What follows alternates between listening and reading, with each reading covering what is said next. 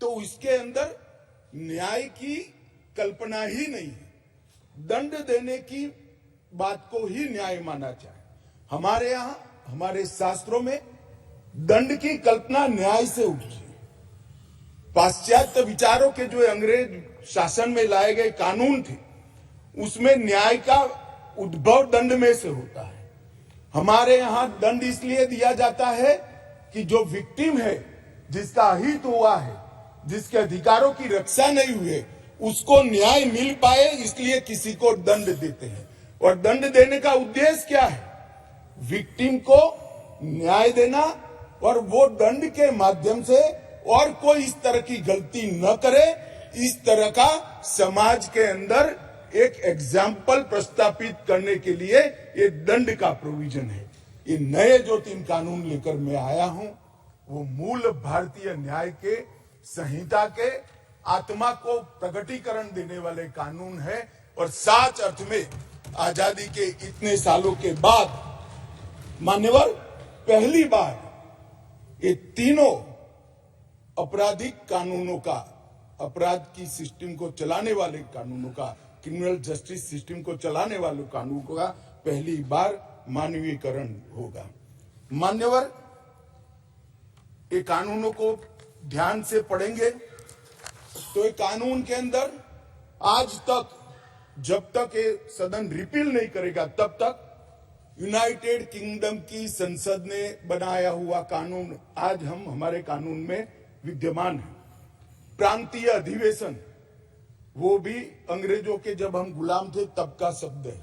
Crown के प्रतिनिधि का सम्मान, London gazette, jury, Lahore court, United Kingdom of Great Britain and Ireland, Commonwealth, हर मेजेस्टी सरकार, लंदन गजेट के जिक्र, ब्रिटिश क्राउन का दबदबा, इंग्लैंड के न्यायालय और हर मेजेस्टी रोमेनियन और बैरिस्टर शब्द प्रयोग का जिक्र आजादी के बाद भी 75 साल तक होता गया।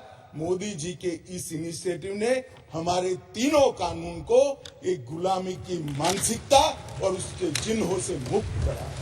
मान्यवर ये कानून जो बनाए थे, ढेर सारे लोगों ने कहा, कुछ सांसद मुझे पर्सनली भी मिले, वो समझ ही नहीं पाते थे कि फर्क क्या कर रहे हैं।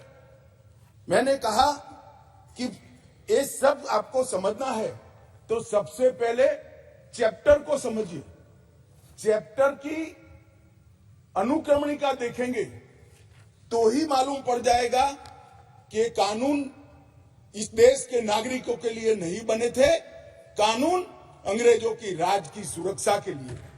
मान्यवर अभी जो कानून हम रिपील करने जा रहे हैं, वो कानून में मानव वध और किसी महिला के साथ अत्याचार, उसके पहले सरकारी खजाने को लूटने की सजा, रेलवे की पटरी उखाड़ने की सजा और ब्रिटिश ताज के अपमान की सजा को रखा गया था। मानव वध तो बेचारा 302 नंबर पर बैठा बैठा अपनी राह देख रहा था। सुरक्षा प्रायोरिटी क्या थी? मानव वध नहीं थी। किसी महिला के साथ हुआ दुर्व्यवहार, अत्याचार को न्याय दिलाना नहीं था। प्रायोरिटी खजाने की रक्षा था, रेलवे की रक्षा था और ब्रिटिश ताज की सलामती रखना प्रायोरिटी थी। अब ये पूरा का पूरा बदलकर सबसे पहले महिला और बच्चों के विरुद्ध को अपराध को प्रायोरिटी दी गई है। मानव शरीर पर प्रभाव डालने वाले विषयों को प्रायोरिटी दी है। उसके बाद में देश की सीमाओं की सुरक्षा को प्रायोरिटी दी है। उसके बाद में सेना, नौसेना, वायुसेना के संबंधित अपराधों को लिखा गया है। उसके बाद इलेक्ट्रोल अपराधों को लिखा गया है। उसके बाद सिक्के, करेंसी नोट, बैंक नोट और सरकारी स्टैंप के साथ छेड़खानी को लिया गया है। और उसके बाद ब्ला ब्ला ब्ला बाकी सारी चीजें आती हैं। तो पहली बार